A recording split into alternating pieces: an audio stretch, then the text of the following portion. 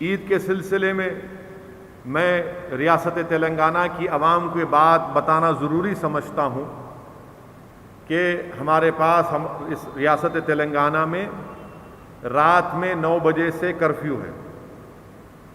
اور میری کل تلنگانہ حکومت کے وزیر داخلہ جناب محمود علی صاحب سے بات چیت ہوئی فون پر، اور انہوں نے مجھے یہ بتایا ہے کہ عید کی نماز حکومت عیدگاہ میں ادا کرنے کی اجازت اس لیے نہیں دے سکتی کیونکہ کورٹس کا فیصلہ ہے، کورٹ کی ہدایتیں ہیں کہ ایک عوامی اجتماعات پر پابندی ہے، عوامی اجتماعات پر پابندی ہے۔ اس لیے تلنگانہ حکومت عن قریب میں فیصلہ لے گی کہ عیدگاہ میں جا کر وہ عوام اپنی عید کی نماز ادا نہ کریں بلکہ اپنے محلوں کی مساجد میں ادا کریں۔ میں تو آپ سے گزارش یہ بھی کروں گا کہ علماؤں سے،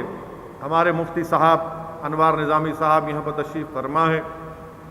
جتنے بھی معزز علماء کرام ہیں وہ اس بات کا فیصلہ لیں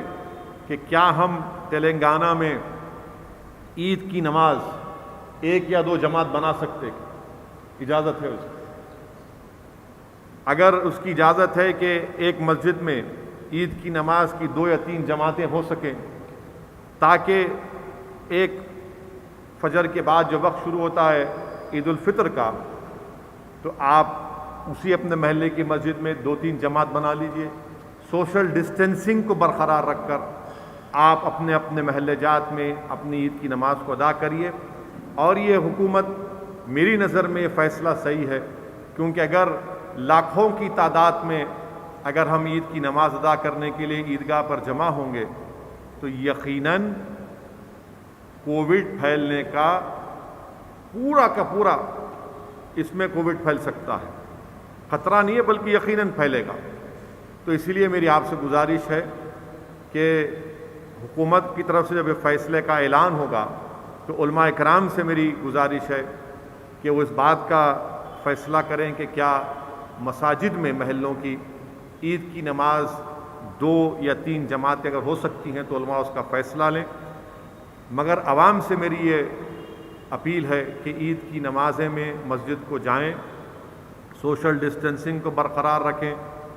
اپنے چہرے پر ماسک لگائیے، خدا کے لیے ماسک لگائیے، اور یہ گلے ملنے کا کام مت کریے۔ گلے ملیں گے پیارے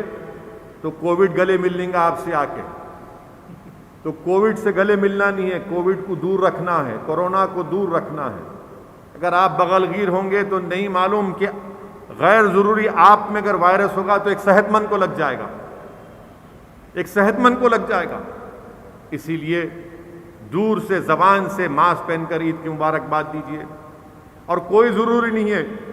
کہ گھر کو جا کے ملنا، نہیں اماں کو ملنا ہے۔ یاد رکھو، اماں کو جا کے لپٹیں گے، خدا نخواستہ اماں کو انفیکشن ہو گیا تو ضعیف لوگ اس وائرس کی شدت کو برداشت نہیں کر پا رہے ہیں، اور زیادہ تر ضعیف ہمارے ماں باپ میں، ہمارے بزرگوں میں عمر کے لحاظ سے کچھ نہ کچھ بیماری ہوتی ہے، ڈائبٹک ہوتا ہے، ہارٹ کی بیماری ہوتی ہے، کڈنی کا ہوتا ہے۔ دور سے اماں کو اگر ہو سکے تو فون کر کے،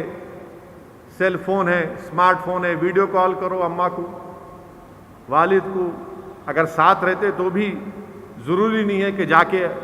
اماں کو لپٹے۔ میرے بھائی، یہ احتیاط کرنے کا وقت ہے، بہت احتیاط کرنے کا وقت ہے۔ سوشل ڈسٹینسنگ کو رکھیے اور ماسک لگائیے۔ عید کو ضرور منائیں، مگر کیا ہم اس کو روایتی طور پر جیسا عید مناتے ویسا منائیں یا خاموشی سے منا لیں؟ تو میرے عزیز دوستوں اور بزرگوں، ہم کو عید منانا ضروری ہے، انعام کا دن ہے، وہ مزدور کو مزدوری ملنے کا دن ہے، مگر اسی شان و شوکت سے اگر آپ منائیں گے ذرا احتیاط کریے، کیونکہ یاد رکھیے کہ ہر چوتھے پانچویں گھر میں کوئی بیمار ہے، ہر چوتھے پانچویں گھر میں کسی کا انتقال ہو چکا ہے، آپ کے پڑوس میں کسی کی موت ہو چکی ہے۔ یقیناً عید منائیے، مگر ان تمام چیزوں کا خیال رکھیے، کیونکہ ہم اپنے شہر میں، اپنی آبادی میں رہتے ہیں، اور ہم کو کثرت سے اللہ سے دعا کرتے رہنا ہے کہ اللہ سبحانہ و تعالی ہم کو اس وبا سے چھٹکارا دلا دے، اور ہم کو احتیاطی تدابیر کو بھی اختیار کرنا ہے۔ اگر آپ کوئی احتیاطی تدابیر استعمال نہیں کریں، اللہ رو کر دیں گا۔ میرے بھائی، اللہ کے رسول صلی اللہ علیہ وسلم کی حدیث شریف ہے کہ رحمت للعالمین صلی اللہ علیہ وسلم کے پاس ایک شخص آیا جو اپنے اونٹ کو چھوڑ کے آ گیا۔ اللہ کے رسول صلی اللہ علیہ وسلم نے فرمایا کہ تم نے اپنے اونٹ کو باندھا کیوں نہیں؟ تو اس شخص نے کہا، یا رسول اللہ صلی اللہ علیہ وسلم، اللہ ہے نا۔ اللہ کے رسول صلی اللہ علیہ وسلم نے فرمایا کہ اونٹ کو باندھو اور پھر اللہ پہ توکل کرو۔ تو ہم کو پوری احتیاطی تدابیر کو اختیار کرنا ہے اور دعا کرنا ہے،